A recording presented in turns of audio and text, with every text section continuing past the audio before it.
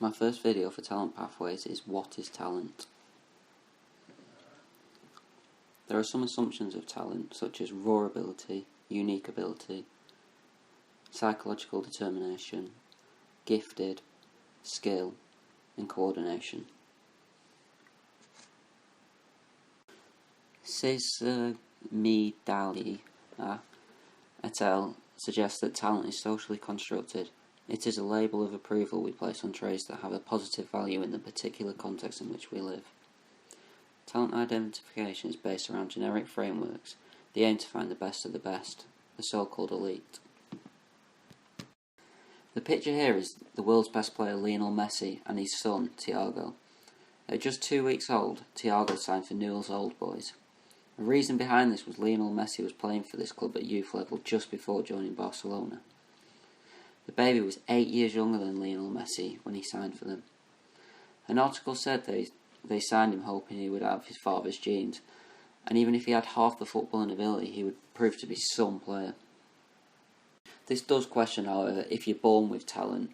This is called innate, and the potential is there, it just has to be unlocked.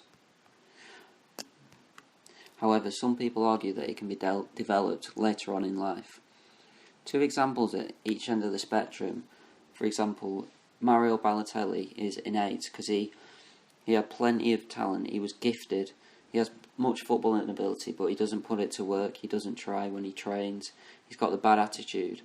And a player that maybe wasn't so gifted at the start but worked hard to prove that he had talent was Jamie Vardy, who he's not had the professional training or anything like that. He's just worked hard in the lower leagues and worked his way up the footballing ladder, and now he's playing in the Premier League. He's the top goal scorer at the moment.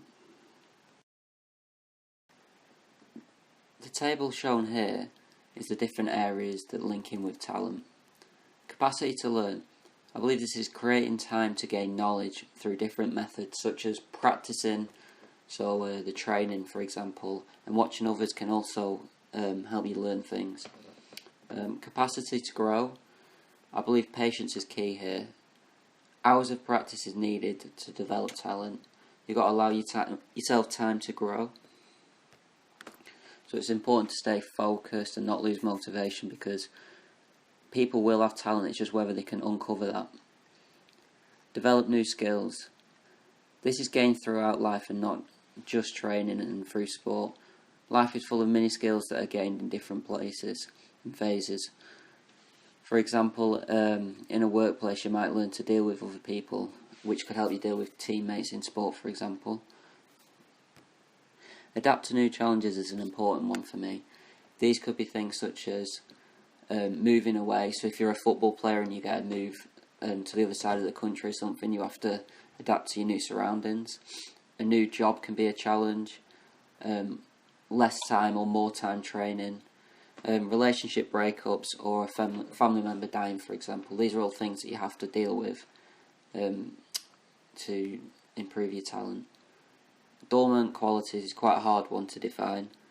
Dealing with slight problems such as growth spurts at younger ages and growing pains can be a big one, because you often see big, tall football players that go a bit clumsy when they go through a growing phase. So this is for the younger stages. And the final one is untapped potential. And what I make of it is things come with time. With plenty of focus and commitment, you can bring out your potential that could never be shown if you don't put in the hard work.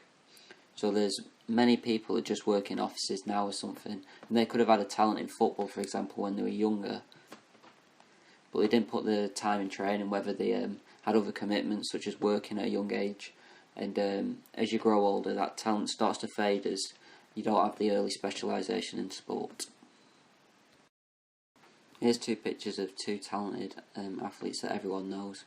Wayne Rooney on the left and Cristiano Ronaldo on the right. They're both extremely talented at football. You can see on the left, Wayne Rooney looks overweight and no muscle to him, but he's still a brilliant footballer because he practiced on the streets as a kid.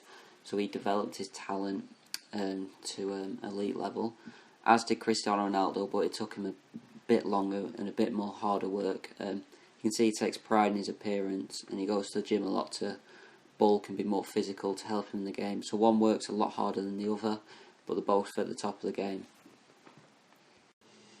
Ericsson et al. Describes domain-specific excellence as a direct function of the previous amount of deliberate practice. An initial 10-year threshold and a subsequent 10,000-hour threshold of accumulated deliberate practice are proposed to explain the different levels of expert performance. This is, for example, the amount of commitment to get to the elite level. So Rooney would have done this on the streets, as did Ronaldo. And now Rooney's made it. He does work hard and does all the gym, but he probably won't go the extra mile, whereas Ronaldo obviously does a lot of extra work in his own time to keep up his physical appearance, and this is what it takes to be at an elite level.